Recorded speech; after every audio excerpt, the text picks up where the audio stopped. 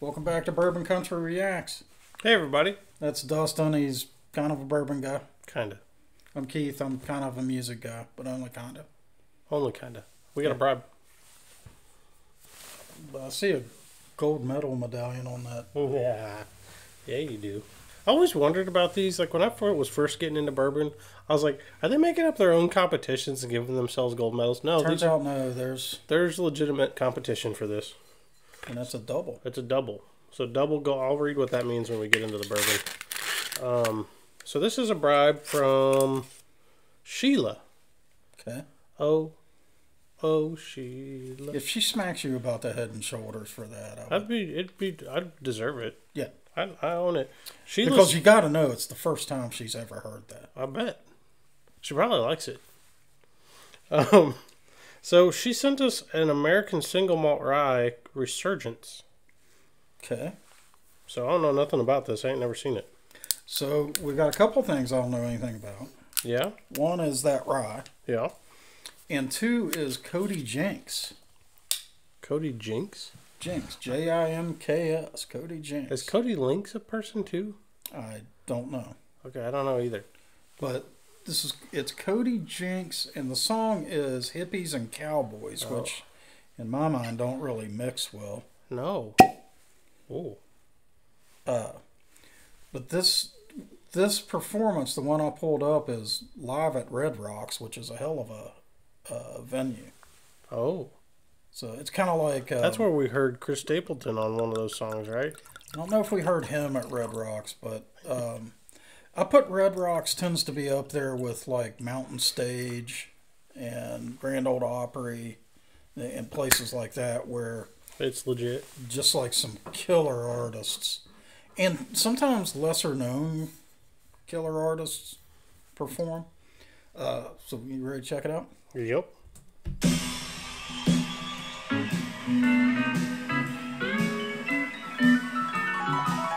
Ow, the jazz is hurting my head.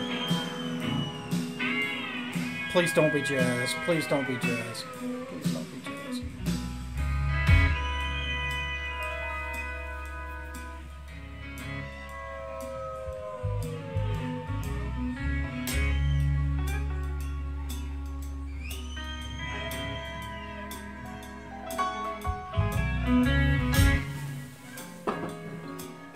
Oh, the jazz. Big torturing Keith. It's kind of fun to watch.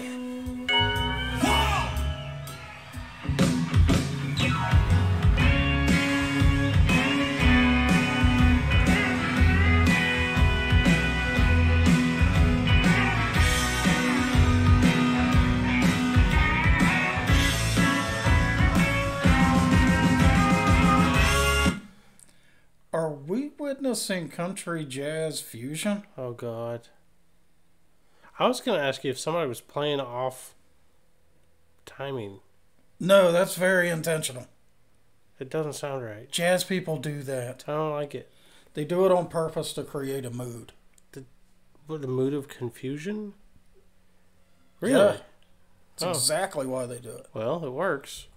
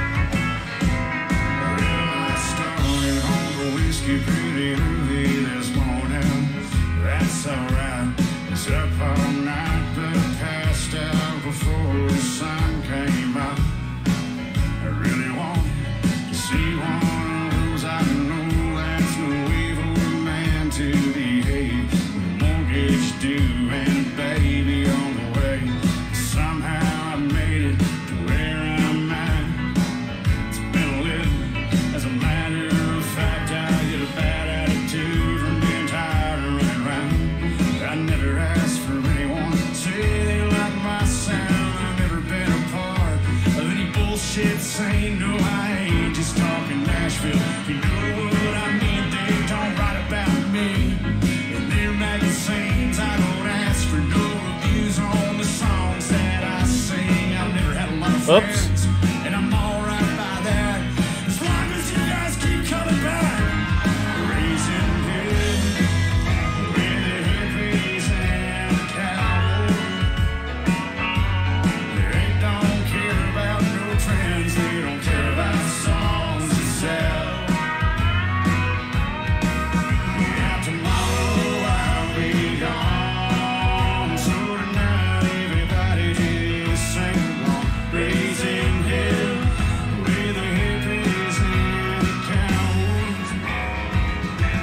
I've been standing on the outside for all of my life, and I like the view, I'm not gonna lie. The hippies and the hipsters and the wannabe saints, you know that ain't down home to me. But I like $2 beers, I like $3 wheels and some honky-tonk bar. I know about the smell of some old truck on a bar stool on a marked chestnut tune. That's my kind of room. Raising hell with the hippies and the cowboys. They don't care about no trends, they don't care about songs to sell. Yeah, tomorrow I'll be gone, so tonight everybody just sing along. Raising hell with the hippies and the cowboys. Let me hear y'all raise some hell, Red Rocks.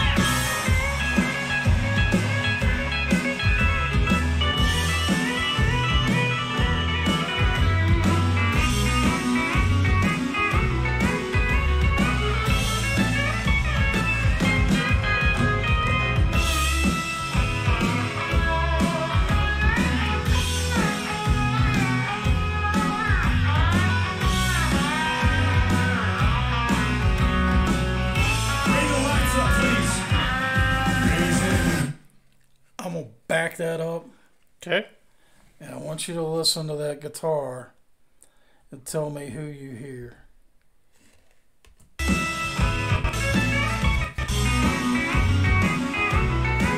Not here. Right here.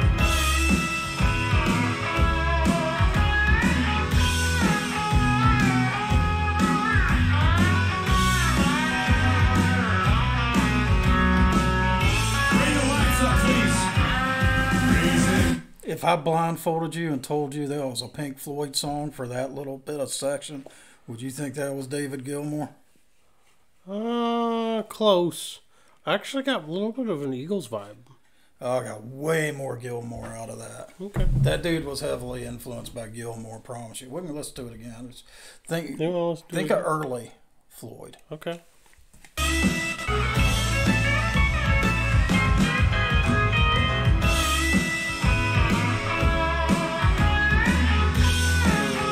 Dark Side of the Moon.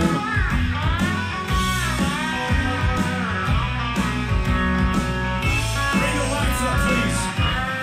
Raising hell with the hippies and cowboys.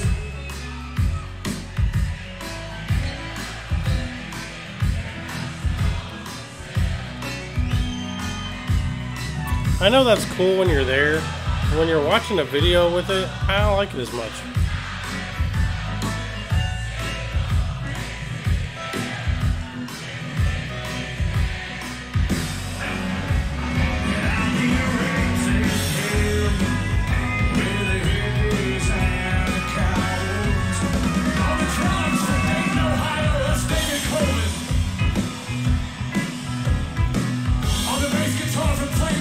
There's Josh Thompson. From Waxahachie, Texas, on the lead guitar, that's Chris Clarity.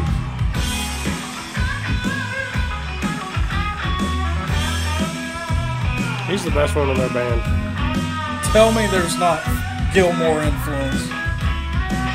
On the keys from Rock That guy's got posters of David Gilmour on his wall today. This guy's got some talent.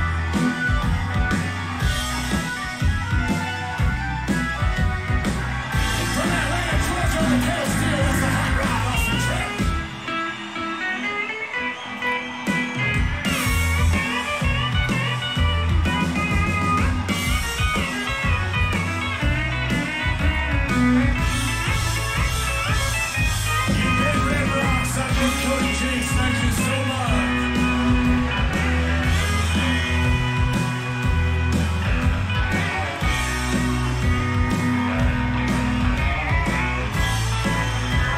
still hearing Gilmore guitars back there.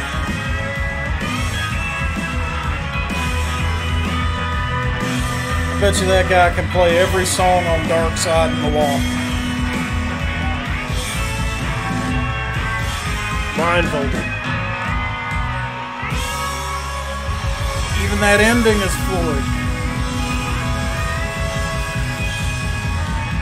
I'm okay. So that was an enormously talented band. Everybody in it was a musician. Agreed. Like, not just some guy playing an instrument. They were talented. I can't disagree with that. I didn't like how they were mixed together. It felt busy. Yes. Yeah, that's a really good way to describe it. It was really busy. Which is often one of my complaints with jazz. So, I think all those guys were probably in another life jazz musicians in some way, shape, or form. And jazz becomes, in my mind, a lot of times like the quadratic equation in my head happening 6 times a second. Right? It's just because square root of all over the musical math. Yeah. As they're working the intervals is actually sometimes they go so far from the melody, and I'm always trying to tie it back to the melody. They get so far out in left field, you're lost. Now I'm looking at like a wall of Einstein's freaking equations musically in my brain, and it literally gives me a headache. How do we get back? Right. Yeah, what's the path back? Right. What does this have to do with the melody at all? It doesn't. It has to. It's got to. It's a song. Nope. Apparently not. Nope. I liked his vocals. Thankfully, these guys did not do that. The The problem was it was so busy, I wasn't sure what the damn melody was. Right. Yes. Yes. I couldn't find it. I was like, it sounded like, I love that you said busy. That is it just sounded like a bunch of people playing. Yeah. They weren't, I know they were, I could see that they were, it didn't seem like they were playing together. Sometimes jazz musicians do that. It was weird. And I find it bothersome. I liked his vocals. I liked his vocals, and I liked the musical talent on display. I just would like for it to be more cohesive. Uh-huh. Yep. Do you think it had anything to do with it being on the Red Rock stage? I don't think so. I think that song was written to sound that way. Well, because of the Hippies and the Cowboys. Okay, well, that makes sense. Oh, damn. That might be a bit of a brilliant point. Hippies and Cowboys would be about that disjointed, right? Yep. Maybe that's a compositional choice. I don't know. I think we have some more Cody Jinks in the pipeline, and we might find out if...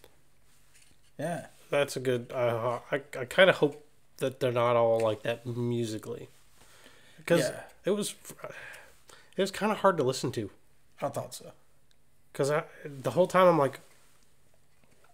What's the melody? Uh-huh. How do I hum this song? You can't.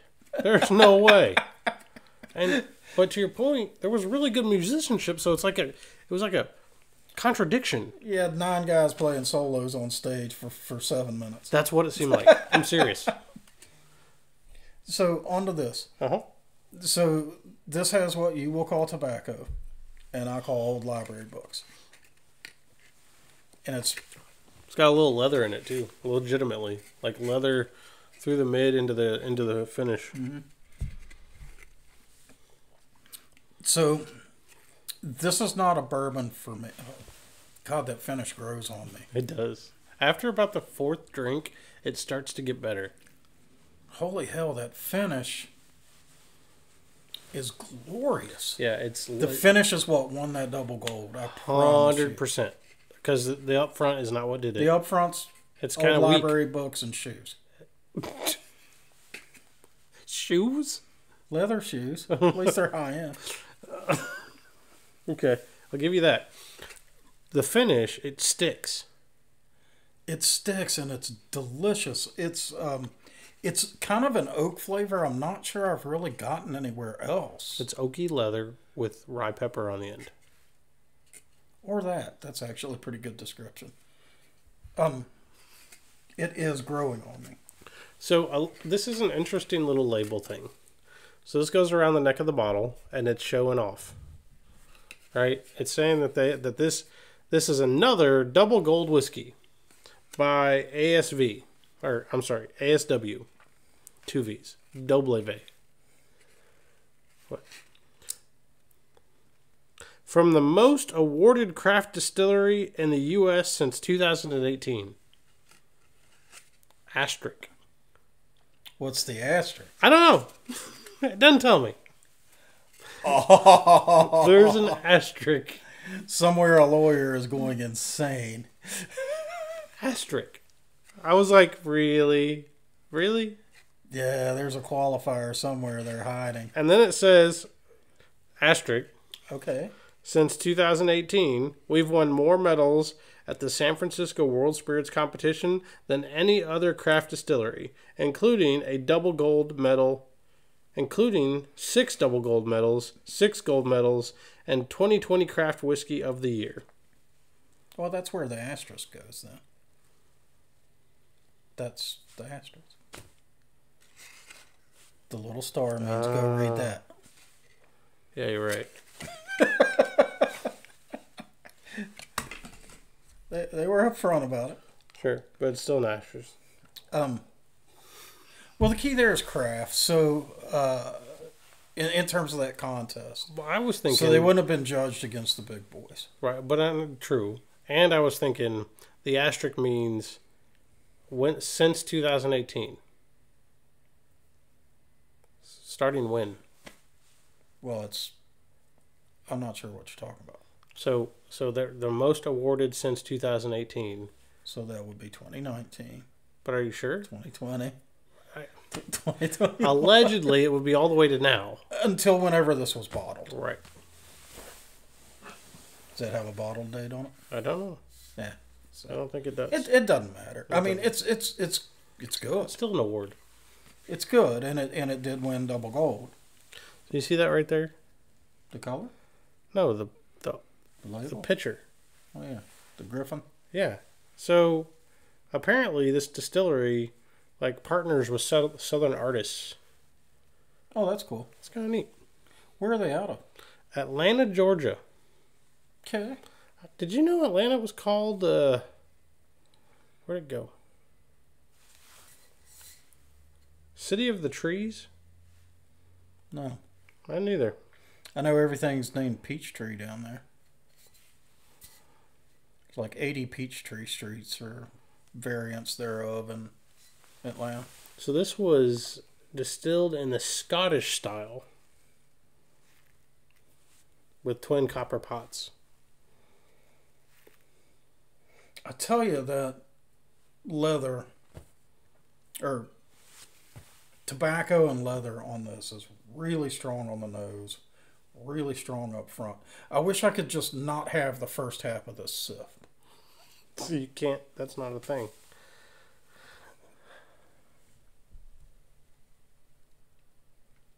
Huh. So the marketing wonks, I don't think they have it right, but tell me if I'm wrong. Take a big sip. Okay.